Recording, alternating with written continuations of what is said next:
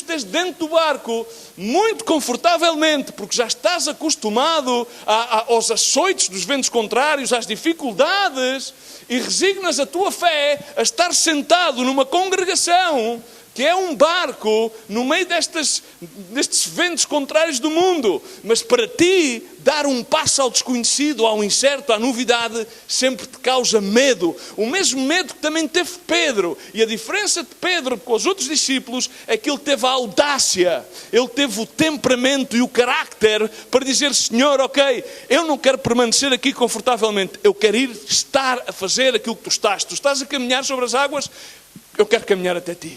Não faz sentido eu estar no barco se tu não estás. Irmão, tu deves ter, se tu és um filho de Deus, se tu és um discípulo do Senhor, se és um discípulo do Mestre, não podes conformar-te a nada mais senão a Cristo Jesus. Amém? Cristo Jesus é aquele que traz a transformação, é a sua palavra. Ok, podemos estar receosos, há algo desconhecido, há certas e determinadas coisas que são inadequadas àquilo que nós estamos acostumados. Saem fora dos nossos parâmetros. É tempo de ser audazes e mudar, dar o primeiro passo. Irmãos, temos medo. A palavra de Deus diz, em 1 João 4, diz que onde há o perfeito amor, todo o medo se dissipa. Se Cristo nos amou, estamos ainda nós mortos dos nossos delitos e pecados. Ele teve um amor tão extensivo, estendeu esse amor às nossas vidas. E se nós amamos a Cristo, se nós entendamos a profundeza do amor de Deus, não temos que recear. Amém? Porque faz todo o sentido a escritura de Romanos 8:28, significa, então todas e quaisquer coisas ajudam para bem para aqueles que são chamados conforme e que lhe amam. Amém? Porque Ele ama-nos incondicionalmente. Irmãos, o medo é um inibidor da vida de Cristo nas nossas vidas. Inibe. É como um antibiótico que luta no nosso interior contra qualquer tipo de infecção. Assim é o medo. Luta contra a fé, resiste e disfarça-se de um sentimento que é o conformismo. Está bem, já Deus fará, mas Deus fará quando tu des o primeiro passo para que Ele faça. Amém? Irmãos, a conformidade ao trivial e àquilo que é rotineiro pode nos levar a perder o momento da novidade, o momento da frescura. Porque tantas pessoas secam e continuam na igreja? Porque estão secas? Porque perdem o momento no qual Deus está a fazer algo totalmente inadequado àquilo que nós estamos acostumados. Palavras provavelmente nós não estamos acostumados a ouvir. Provavelmente a vestir-se de forma que nós não estamos acostumados a vê-lo vestir-se ou manifestar-se de certas e determinadas formas. E nós queremos simplesmente permanecer no rotineiro. É tempo de que entremos na frescura de Deus. É tempo que entremos no tempo de Deus, no seu kairos, e não vivamos atados simplesmente à nossa lenga-lenga diária. Irmãos, é necessário, por outras palavras, ter fé. E a fé somente opera mediante a obediência. 3 pontos muito simples que eu quero referir em relação a esta escritura. É necessário que tu e eu tenhamos fé, mas que a nossa fé seja consequente. Significa a nossa fé opera única, exclusivamente, mediante obediência. Queres mudança? Queres que algo novo aconteça na tua vida? Queres que Deus se mova? Queres que Deus se mova nesta congregação? Então, dá um passo de fé em obediência ao Senhor. Sem fé, Pedro nunca teria pedido a Deus para sair do barco, mas muito menos teria caminhado sobre as águas. Sem fé, ensina-nos a palavra de Deus, não podemos agradar ao Senhor. Mas com fé, ensina-nos a palavra de Deus, todas as coisas são possíveis. Se temos fé, podemos orar pelos enfermos e queremos ver sinais e milagres, sim. A palavra de Deus ensina em Tiago 5,15 que a oração da fé salvará o doente e o Senhor o levantará. Amém? A oração de fé. Com fé podemos orar pela nossa família, pelos nossos seres queridos e com eles alcançá-los a salvação de Cristo. Com fé podemos permitir que Deus nos use, porque nós fazemos-nos disponíveis para que Ele opere nas nossas vidas. Mas ao fim e ao cabo, irmãos, a fé, como diz a palavra de Deus em Hebreus 11:1, a fé é a certeza daquilo que esperamos e a prova das coisas que não vemos. a fé é inadequada aos nossos parâmetros. Amém? E há muitos cristãos aferrados aos seus parâmetros. Há muitos filhos de Deus, há muitos discípulos aferrados aos seus parâmetros, que não se dispõem em obediência ao chamado de Deus a pôr a fé em prática, porque a fé necessita prática para crescer, para levar-nos a uma nova dimensão, para realmente vermos Deus operar nas nossas vidas. Podemos ter muita fé, mas o que é que aproveitamos se não formos obedientes? Podemos ter fé que Deus pode e nos quer curar, mas a palavra de Deus diz que se alguém necessita de oração, que chame os anciãos da igreja para que orem por ele e unjam com azeite. Temos que ter obediência à palavra de Deus para que a nossa fé possa ser prática. Amém? Podes ter fé que Deus perdoa os teus pecados, mas se tu não te arrependes e não és bautizado no nome de Jesus Cristo, então na realidade estás morto nos teus pecados. Amém? Estás morto na letra, estás morto nas tuas rotinas, nas tuas ideias. Irmãos, a nossa fé não está na nossa capacidade. Não está naquilo que tu e eu podemos fazer, dizer, pensar ou sentir. A fé está na capacidade que Deus tem para que nós disponibilizemos áreas da nossa vida e Ele assim opere nelas. Essa é a verdadeira fé. E mesmo em Tiago 5, irmãos, depois de falar sobre a oração de fé, que salvará o doente e o Senhor levantará, e disse, se houver cometido pecados, serão perdoados, diz a palavra de Deus, confessai-vos perante os vossos pecados uns aos outros. E orai uns pelos outros para serdes curados. A súplica de um justo pode muito na sua atuação. Amém? Irmão, porquê tantos padecemos de lutas? Porquê tantos padecemos de incómodos e barreiras que parece que não podemos ultrapassar?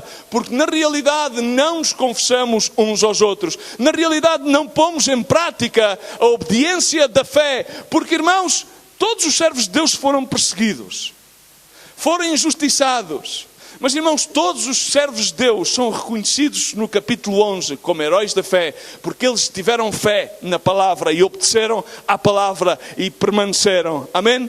Porquê temer? Porquê ter medo se temos um Deus tão grande que simplesmente a sua palavra é suficiente para gerar vida? Suficientemente a sua palavra é suficiente para formar o mundo, para dividir as trevas da luz. Porquê ter medo de um Deus que ama?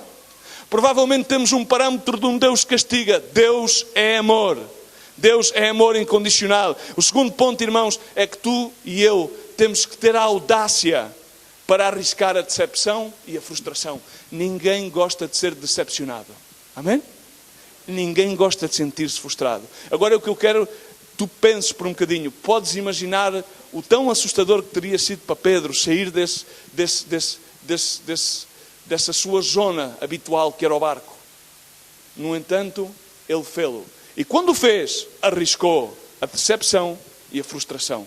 E viveu essa frustração, porque ele sucumbiu, teve uma dúvida e começou a afundar-se. Quando se centrou na tempestade, ele começou a afundar-se, mas clamou e o Senhor estendeu-lhe a mão. Ele estava preparado para arriscar um naufrágio para poder andar sobre a água como Jesus Cristo. Tu estás disposto, preparado para arriscar decepção, frustração, contanto que Deus possa estar a operar na tua vida de uma forma fresca e nova? Fica com essa pergunta, porque é necessário estarmos dispostos a arriscar. Como diz o bom ditado, quem não arrisca, não petisca. Podemos conformar-nos a estar sentados na barca. Lembro-me da escritura de Mateus 15, 22 ao 28, da mulher de Canaã que implorava a Jesus que sarasse a sua filha. E Jesus, de alguma maneira, quando eu leio esta escritura, não deixo de ficar um bocado desconfortável com ela, porque na realidade a forma como Jesus trata esta mulher não é realmente a sua natureza. Porque ele tratou-a de uma certa forma rude. Ele disse, olha, desculpa, mas é que eu realmente vim para os judeus, desculpa lá. E isto nós não estamos acostumados a ver um Deus a atuar desta forma, um Deus misericordioso, um Deus de amor, não.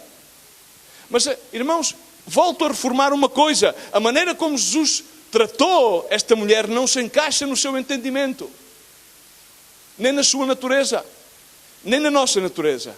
Mas a maneira como ele falou foi rude, volto a dizer. Mas, irmãos, há uma coisa muito importante.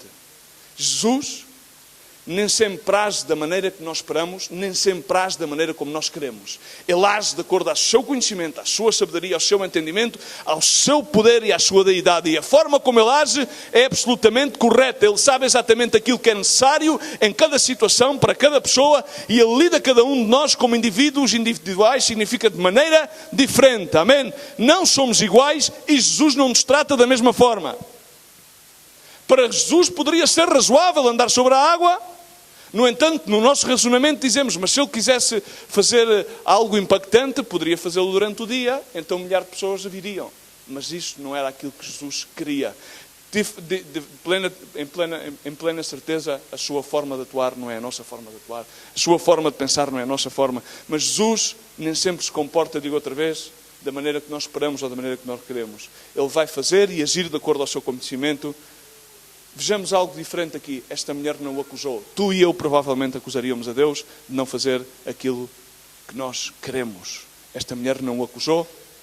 E ao não acusá-lo e permanecer clamando, ela alcançou dele aquilo que ela esperava e ele actuou em misericórdia e a sua filha foi sã. Pedro estava disposto a arriscar o naufrágio. Tu estás disposto a arriscar aquilo que seja, contando estar com Jesus Cristo? Estás disposto a correr riscos, decepções e fracassos? Então já não serás da maneira como tens sido até hoje. Estás disposto a correr esses riscos? Alguma coisa vai mudar.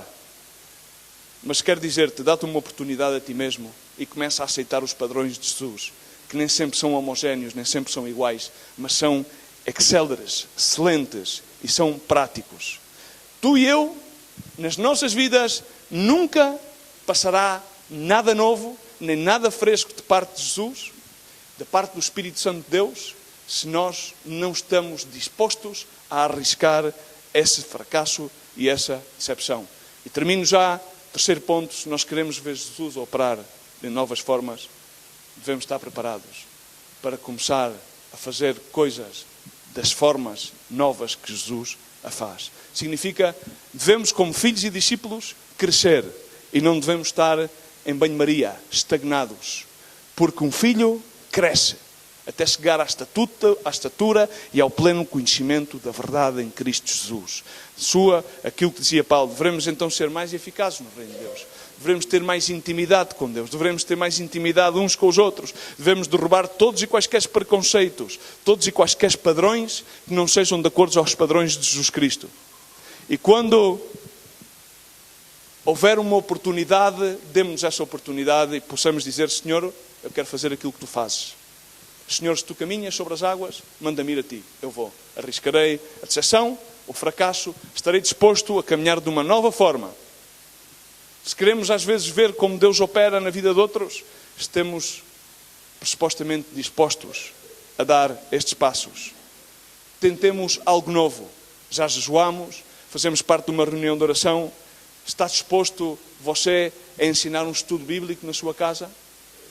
Pergunte-se a si mesmo. Fala com as demais pessoas sobre Jesus? Exercita a sua fé a orar pelos demais? Faz uma devoção familiar? Está predisposto a orar mais? Não é suficiente sentarmos-nos na nossa zona de conforto. Amém? Irmãos, é necessário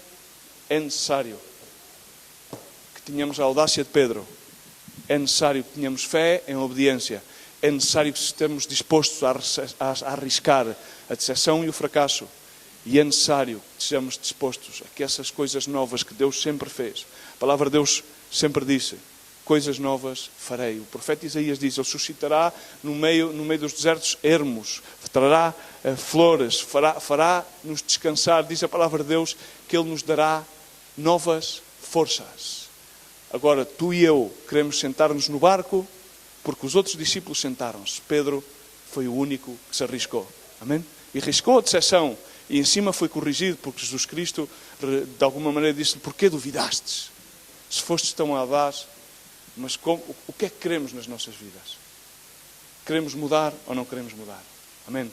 Senhor Jesus, obrigado, Senhor, pela Tua palavra. A Tua palavra é vida, é verdade, Senhor. Sei que Tu a fazer a Tua obra, Senhor, no nosso meio. segue connosco, meu Deus, no meio desta celebração ao Teu nome, Senhor, e brinda-nos com a Tua presença, Senhor. Queremos adorar-te, louvar-te, Senhor, e queremos